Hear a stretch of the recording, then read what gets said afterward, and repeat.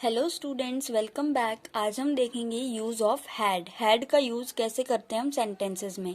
इससे last class में हमने हैज़ एंड हैव का यूज़ देखा था। अगर आपको वो वीडियो देखनी है नहीं देखी तो लिंक डिस्क्रिप्शन में मिल जाएगा, आप वहाँ से देख सकते हो।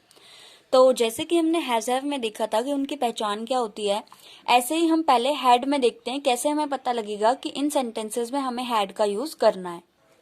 तो इसकी आइडेंटिफिकेशन सेम हैज हैव की तरह ही है।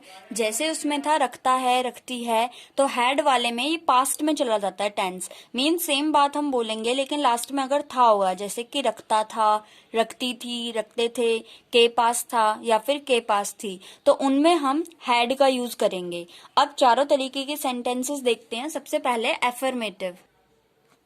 सो स्टूडेंट्स, एफर्मेटिव का रूल सबसे सिंपल सा होता है, subject plus had plus object. एक बात मैं आपको और बता दूं, हैड का यूज ना हैज हैव से भी बहुत इजी है। क्यों?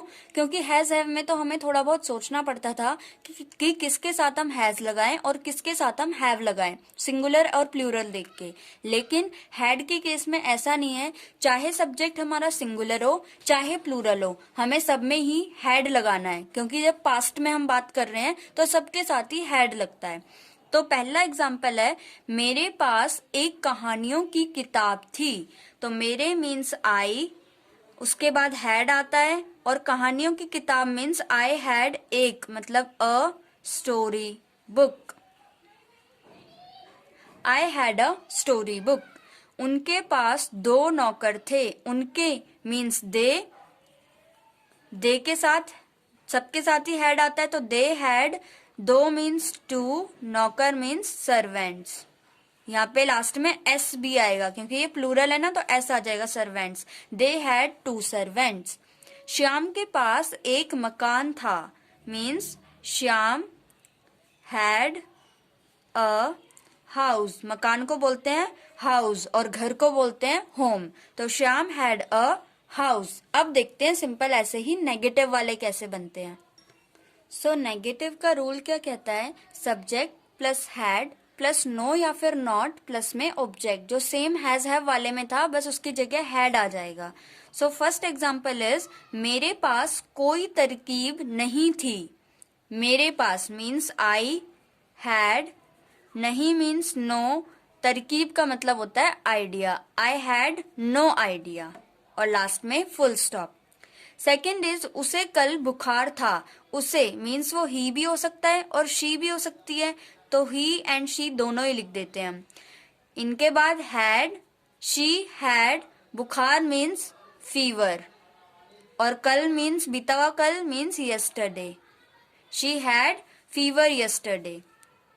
थर्ड इज, मेरे पेट में दर्द था। मेरे मीन्स आई हैड, पेट दर्द को बोलते हैं स्टमक एक। स्टमक एक। याद रखना बच्चों, जितने भी हमारी बॉडी में दर्द होते हैं, सिर्फ एक जो सिर में दर्द होता है उसे कहते हैं हेडेक, और एक जो पेट में दर्द होता है उसे कहते हैं स्टमक एक। बाकी सब में हम पेन यूज करते हैं। सिर्फ हेड और स्टमक के साथ हम एक को यूज करते हैं, बाकी सब में पेन होता है। तो ये बना दिए हमने नेगेटिव के सेंटेंसेस, आई हैड स्टमक एक। अब हम देखते हैं interrogative type. Now this is rule of interrogative type of sentences.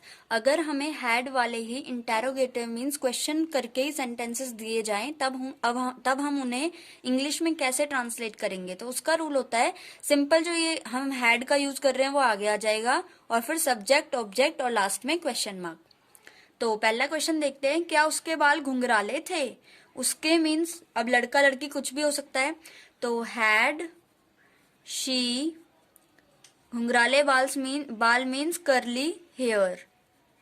याद रखना, हेयर्स नहीं होता कभी भी, हेयर का मतलब ही यही प्लूरल होता है, तो हेयर्स नहीं लगाते हम। Had she curly hair. क्या तुम्हारी 2 दुकानें थी। Had you 2 shops. And third is, क्या आपके पास बंदूक थी। आपके मीन्स यू, तुम्हारी ही बात कर रहा है, तो हैड यू गन।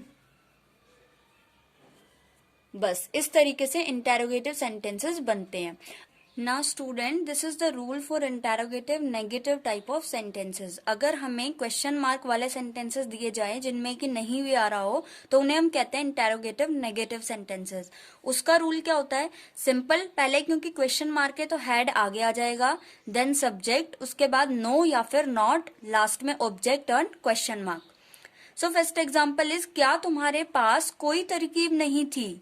तुम्हारे पास मीन्स हैड यू, कोई तरकीब नहीं थी, had you no idea, last में क्वेश्चन मार्क। सेकेंड इज, क्या उनके पास नए कपड़े नहीं थे? उनके means they, had they not new clothes,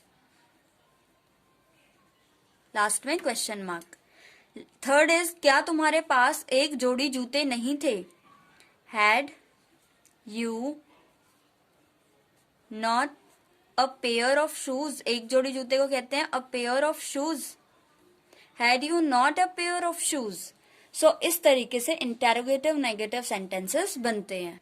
so students, आज की क्लास में हमने यूज ऑफ हैड देखा। पहले उसकी आइडेंटिफिकेशन, पहचान क्या होती है कि लास्ट में रखता था, के पास था, के पास थी, ये सब आते हैं, तब हमें पता लग जाता है कि हैड का यूज होगा इन सेंटेंसेस में। उसके बाद हमने affirmative, negative, interrogative and interrogative negative type के सेंटेंसेस देखे, उनके रूल देखे और कैसे उन्हें इंग्लिश में ट्रांसलेट करते हैं, एग्जाम्पल्स देखे। आई होप आपको समझ में आ गए होंगे और अब आप भी ट्रांसलेट इजीली कर सकते हैं हैड का यूज करके सेंटेंसेस को। सो अब हम मिलेंगे नेक्स्ट वीडियो में। Bye bye.